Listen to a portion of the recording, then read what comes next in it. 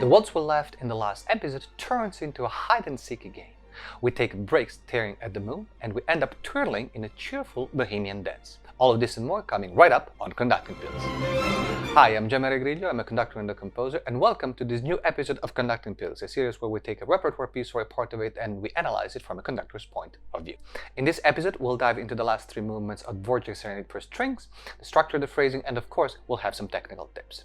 As usual, you can jump through different sections of the video by clicking on the links present in the description below. I want to take a second to remind you that on my Patrons page you can find all the bonus episodes of Conducting Pills, the live sessions, on top of many other patrons' perks. And now, let's begin! After the nocturnal atmosphere of the first movement and the gloominess of the second, Dvořák knew that he needed to liven up the room. The third movement is a fast-paced Scherzo, which literally means joke. We're moving to the 4 key of F major. Although, if we read harmonically the last chord of the waltz, the F natural is the third of the chord. There's a curious thing about the structure of this movement. Normally, a scherzo is built on an A-B form, just like a minuetto. A being the first section, B being the trio, with a repeat of the A section. This is the structure we've seen in the tempo di waltz. The scherzo here resembles more of a sonata form. There are two contrasting themes, three actually, a mini development and a recapitulation, and a coda. The first theme is quite rhythmical in nature. Take a note of that first bar. The motivic cell will return all the way till the end of the movement. The cellos start with the theme in their high register, something reserved normally for either a very light sound or something very lyrical in nature. Dvořák chooses this register to, yes, have a light atmosphere in the beginning, but right underneath he also writes not too weak, meaning it should still have a bite. It's a piano dynamic, but still a vigorous one. The game starts right on the second bar. The first violins echo the cellos in what it is for 3 bars, a perfect canon.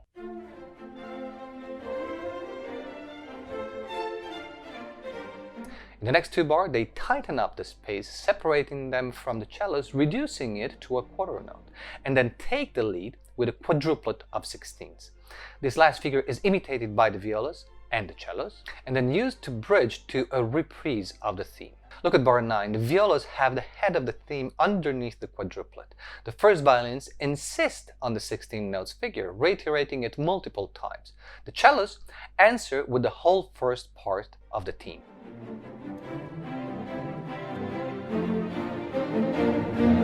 We bridge to a reiteration of the theme, this time bouncing from the second violins to the first. The orchestration is slightly thicker, but the dynamic is cut down to pianissimo.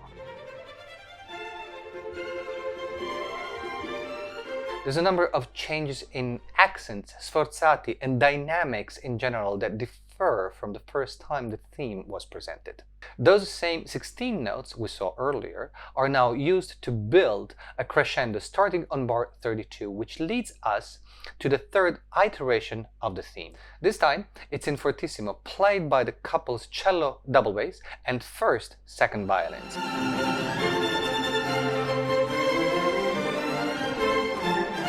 The 16 notes game continues and grows into another fortissimo, only to fold back.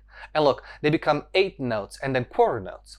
It's a written rallentando leading us to the second musical idea, more lyrical than the first one. Still, it is built on the same concept. The first 3 notes of the first theme are slowed down and form the base for this second idea, played by the second violins.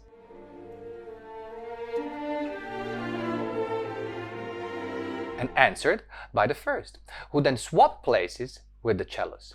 The game continues in a succession of suspensions and reprises. At one point, it seems like we're going back to the first theme, but Dvořák tricks us and leads us to a new, very lyrical theme on bar 120. It's played out by the violins in octaves, accompanied by pizzicatos of the cellos and basses, and by the violas playing an element taken from the last bridge.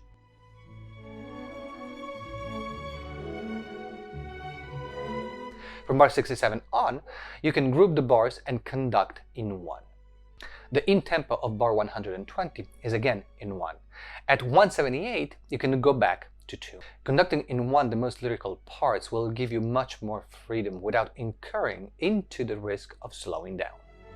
The second violins answer almost somberly for a moment, and then the theme is retaken by the first and seconds together. With the building methodology we're now accustomed to, the orchestration thickens, the line grows, and takes us all the way to bar 178, where a mini development begins.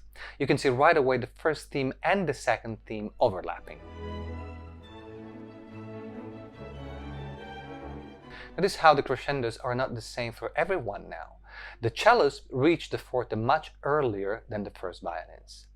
Dvořák uses a sequence of 4 bars model to grow to the fortissimo. Look at how most of the time this movement is built on the same idea, bouncing between 2 sections. We modulate into F major and into a false reprise. On a dominant pedal, we hear the first theme once, and then only its head shortened into 16 notes until the real recapitulation comes on bar 212.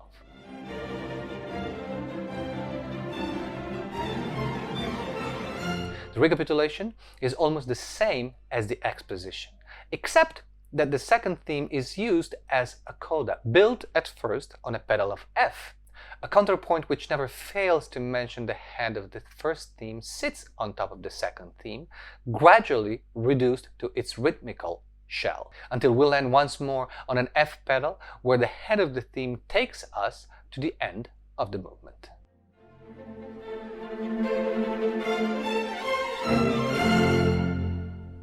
After all the excitement of the Scherzo, Dvořák knows that the audience needs a break. Hence, he writes a slow and tender movement before the vigorous finale. Built in an ABA form, the movement starts with just the first violins and violas in pianissimo playing a delicate melody of only 3 notes.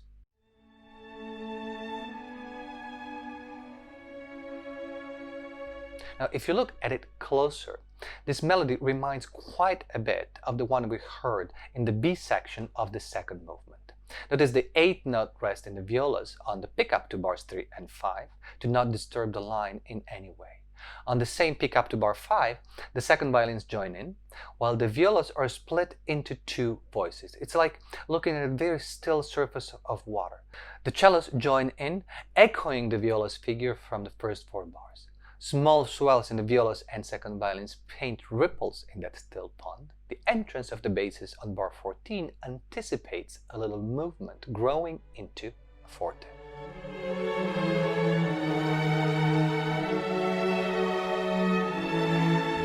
It's just a moment, and the quiet is restored. The theme is sung by the cellos and violins, accompanied by gentle pulsing syncopations of the violas. The same idea is moved to the G major key and starts growing in intensity. The syncopations are cut in half, adding drama and movement. The music naturally accelerates without speeding up. 16 notes are turned into 30 seconds, and we get to a quasi-cadenza moment.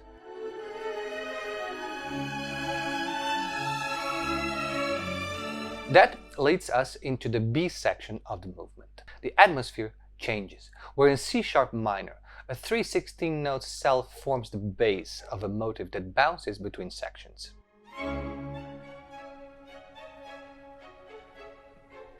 This 4 bars model is repeated twice, moving down to B minor.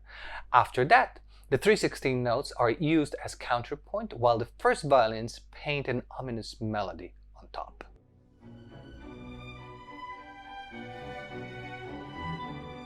The darkness slowly dissipates. Look at how masters work. The first 3 notes of the descending line of the violins are combined with 2/16s in the cellos and basses. The first violins answer with a cell that is not only reminiscent of what we just heard, but also of the end of the first movement. The violas flourish the line with trills on a rhythm that we heard in the middle part of the Scherzo. And just like that, we're back to the A section.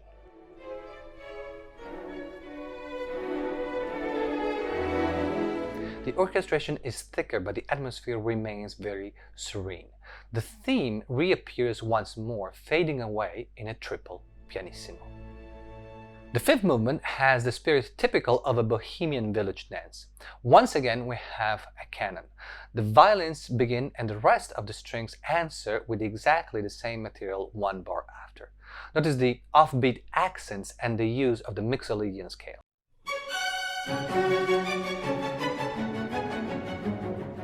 Conduct in one and follow the game that Dvořák set up by switching hands along with the theme bouncing from the violins to the low strings. Keep it small and most importantly, pulse, pulse, and pulse. By the way, I'm going into greater depth on the technical aspects of all three movements in the bonus episode you'll find on Patreon. The opening is repeated with the regular E major scale and lands on a dominant pedal. The main component is the rhythmic figure of 8 notes. First violins and basses alternate sharp entrances on the dominant.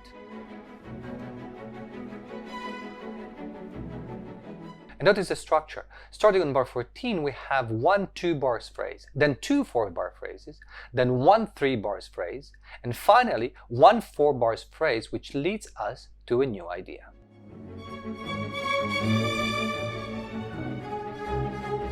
The idea is bounced back and forth between sections again. The end of the phrase takes us back to the opening idea, this time with cellos and basses starting off and the violins and violas answering.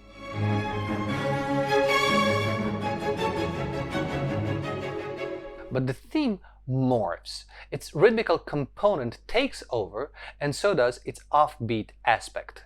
We're back on the dominant of E major, the B, which through a few variations introduces another musical idea.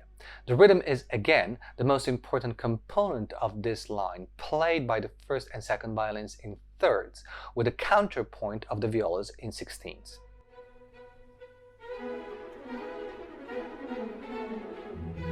The parts are reversed on bar 94, and we're taken on a ride to bar 113, where the cellos and basses take on the idea and turn it into a 4-bar model.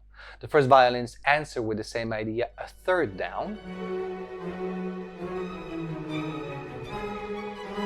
The model is repeated 3 times for a total of 12 bars, and then shortened, taking down the phrase to a calmer atmosphere. Pay attention to the structure. Starting on bar 134, we have 2 4-bar phrases, then 1 of 3 bars, then 4 bars, 2, 3, 4, once more. At this point, on this offbeat rhythm played by the violins, the main theme from the 4th movement comes in.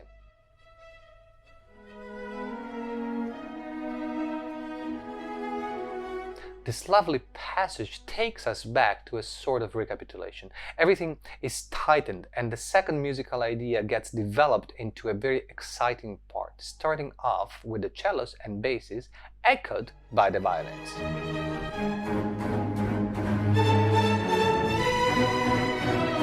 The crescendo ends up on full chords,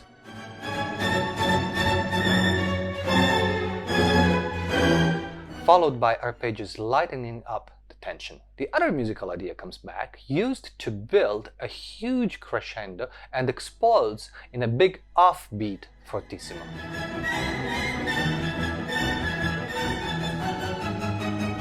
The rhythm finally calms down, and the ritardando takes us back to the very first theme of the Serenade, closing the circle.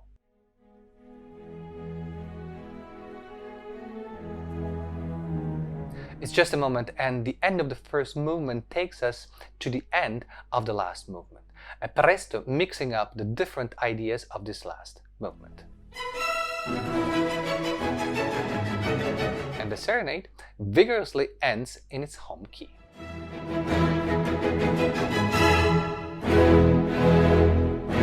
This concludes the analysis of the second part of this Serenade. You can find the first part over here, while the technical analysis of these 3 movements is the subject of the bonus episode on Patreon. Thank you for watching. Don't forget to subscribe to my YouTube channel by clicking on the subscribe button right below the video and ring the bell so you will get notified every time a new video comes out. You can also show your support on Patreon, and if you're interested in conducting technique, follow my Facebook group. All the links are in the description below. Let me know in the comments what you think about this piece and if you have any suggestions for future videos. I look forward to seeing you next week with a new episode of Conducting Pills, when we will go through the overture of La Forza del Destino. In the meanwhile, please continue to enjoy music and be well. From 31, follow the swells, moving outwards and inwards.